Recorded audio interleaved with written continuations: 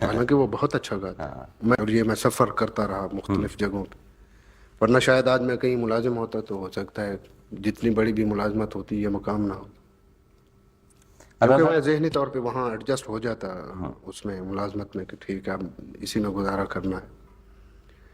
لیکن وہ نہ ملنے کی وجہ سے جو سفر، جو احساس سے محرومی، جو مسلسل مجھے ملتا رہا، ٹارچر مجھے ملتے رہے احباب کی طرف سے، دوستوں کی طرف سے، ماحول کی طرف سے، تو وہی جو ساری چیزیں ہیں وہ مل کے مجھے یہاں لے آئی. اچھا اس کے علاوہ، اچھا یہ جو کنڈکٹر کا جاب آپ نے کیا، ہاں اس کے علاوہ میں بتا رہا تھا کہ پھر کچھ ایک ایسا بھی وقت آیا، میں یہاں پہ ٹرک ڈرائیونگ کے ساتھ ساتھ وہ شارٹ ہینڈ اور ٹائپنگ سیکھتا رہا. اچھا مجھے کسی نے کہا کہ جب یہ تمہیں آ جائے گی تو تمہیں آسانی سے ملازمت مل جائے.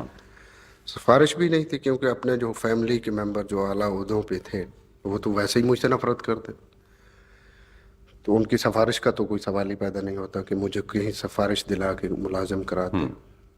تو اپنے طور پہ میں جو کچھ کر سکتا تھا تو وہ میں نے ٹائپنگ اور شارٹ ہینڈ بھی سیکھنے کی کوشش کی. وہاں ایک یہاں کمیٹی چوک میں ایک اس وقت سکول ہوا کرتا تھا جہاں سکھایا جاتا تھا، وہ میں نے تھوڑا بہت سیکھا. اس کے بعد یہاں کچھ حالات یا جی بھر گیا یہاں سے، تو پھر میں لاہور چلا گیا. وہاں ایک ہوٹل میں ویٹر. اچھا ٹرک ڈرائیوری جو ہے اس کے دوران کوئی دلچسپ واقعات؟ اس وقت چونکہ ایک عام آدمی تھا میں، اور واقعات تو بہت سے ہوئے. کئی دفعہ پولیس والوں سے جھگڑا، کئی دفعہ اندر، کئی دفعہ باہر. پولیس والے اگر چالان کرنا چاہتے تھے تو آپ کو چاہیے تھا کہ میرا نام لے دیتے کہ میرا نام یہ ہے، پھر چالان نہیں ہوتا. نہیں اس وقت تو یہ سوال ہی پیدا نہیں. اس وقت تو اگر تھلے آئے اس وقت نام کی کوئی بات نہیں. اچھا تھا. آپ یہ فرمائیں کہ یہ جو بے شمار ٹرکوں والے اور بسوں والے آپ کے کیسٹیں چلاتے ہیں، تو یہ کیا اسی حوالے سے کہ یہ ہمارا بھائی ہوا کرتا تھا؟ نہیں، اس میں جہاں تک میں سمجھتا ہوں مستنصر بھائی کہ جو ٹرانسپورٹ میں زیادہ لوگ انوالو ہیں ہمارے ملک میں وہ سرائکی اور سندھی سپیکنگ ہے.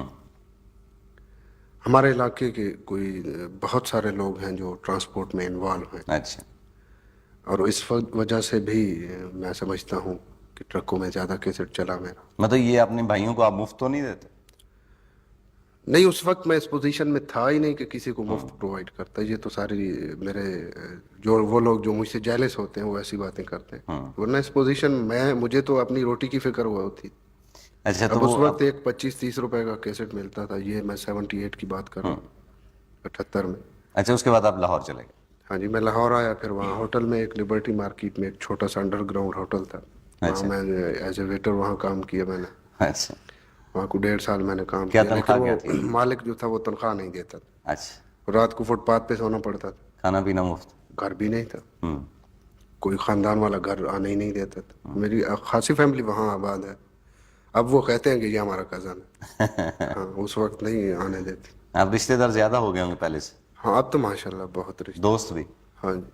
اچھا وہ جب آپ ویٹر تھے تو کوئی ٹپ وغیرہ بھی لوگ دیتے تھے؟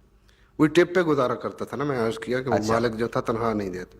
1.5 سال وہ اسی پہ کھاتا رہا کہ بس ابھی دیتے ہوں. تو کیا چیزیں کیا بیچتے کیا تھے وہ اس ہوٹل میں؟ وہ ریسٹورنٹ کہہ لیجیے، اسنیکس وغیرہ، چائے وغیرہ، کولڈ ڈرنکس تھے اس وقت. اچھا ہاں وہ ہم سرو کرتے تھے. گاہکوں کو گانا تو نہیں سنایا کرتے تھے آپ؟ وہاں شام وہ جو وہاں اس ہوٹل میں ملازمت کرنے کی یہ خاص وجہ یہ تھی کہ وہاں شام کو ایک 7 اور 8 بجے کے درمیان ایک وہاں میوزک کا پروگرام ہوا کرتا تھا. اچھا لوگوں کو جو کسٹمر تھے ان کو انجوائے کرنے کے لیے. اچھا تو میں اس سے کہ چلیں کچھ نہیں ملتا تو ہو سکتا ہے یہاں رہ کے میں کچھ سیکھ ہی سکوں. وہ ڈرم پلیئر وہاں آتے تھے اور اکارڈین بجانے والے کچھ لوگ تھے. کچھ اچھا اس ہوٹل کا نام آپ کو یاد؟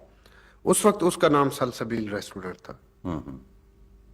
وہ اگر آپ لبرٹی میں وسط میں جائیں، اچھا ادھر سے بھی ادھر سے درمیان میں، تو انڈر گراؤنڈ تھا وہاں. اب کبھی جانے کا اتفاق ہوا؟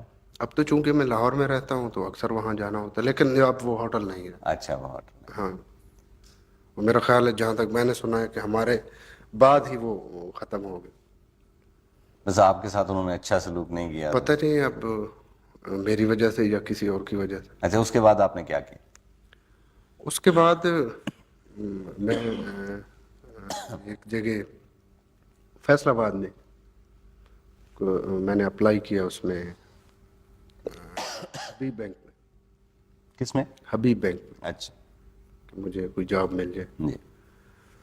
तो उस वक्त मेरी तालीम एफए थी, और उस वक्त जो असिस्टेंट कमिश्नर थे फैसलाबाद के, वो मेरे कज़न थे।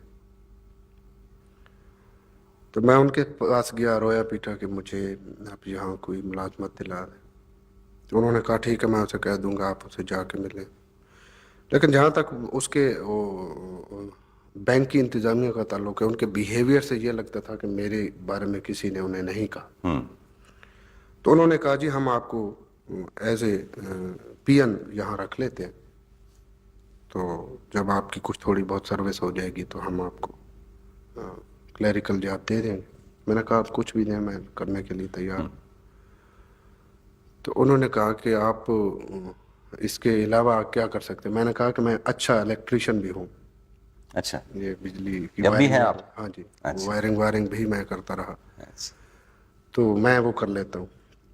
उन्होंने, एक साहब ने कहा अच्छा हम आपको इस मेरा क्वालिटी, ख्याल है आपकी गायकी में करंट इसी वजह से कि आप इलेक्ट्रिशियन भी अच्छे हैं। अभी और बहुत बड़े सारे करंट हैं। तो लेकिन वो मुझे वहाँ भी जॉब न मिल सकी, इसलिए शायद मैं यही समझता हूँ कि कुछ सिफारिश को अप्रोच नहीं थी उस वक्त। और ये अल्लाह का एहसान है कि मैं उस वक्त मुलाजिम नहीं हुआ, मुलाजमत नहीं मिली, और ये मैं सफ़र करता रहा मुख्तलिफ जगहों पे। वरना शायद आज मैं कहीं मुलाजिम होता तो हो सकता है जितनी बड़ी भी मुलाजमत होती ये मकाम ना हो, क्योंकि मैं जहनी तौर पे वहाँ एडजस्ट हो जाता उसमें मुलाजमत में कि ठीक है अब इसी में गुजारा करना है। लेकिन वो न मिलने की वजह से जो सफ़र, जो एहसास से महरूमी जो मुसलसल मुझे मिलता रहा, टॉर्चर मुझे मिलते रहे अहबाब की तरफ से, दोस्तों की तरफ से, माहौल की तरफ से, तो वही जो सारी चीज़ें हैं वो मिल के मुझे यहाँ ले आई। तो आप जब गा रहे होते हैं तो आप भी तो वो तमाम तर हरकत आपके अंदर वो सफ़र कर रही होती है, तो आपका जी नहीं ये चाहता कि ये जो आराम से लोग कुर्सियों पे बैठे हुए मुंह बना के या ज़रा सा सरल आ देते हैं, तो ये उठें और इस पर रक्स करें? जी चाहता है, लेकिन मुस्तनसर भाई हमारा माशरा हमें इस बात की इजाज़त नहीं देता।